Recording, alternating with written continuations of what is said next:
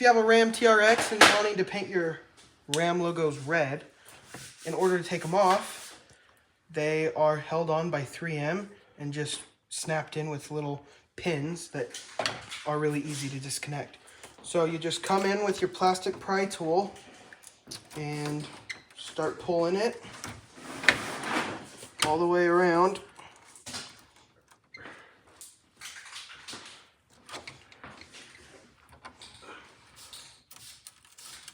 And it's pretty hefty 3M, but I'm just trying to hurry because I got 60 seconds to try and get this off. But the reason this one's taking longer is because it's an M and it's a lot bigger.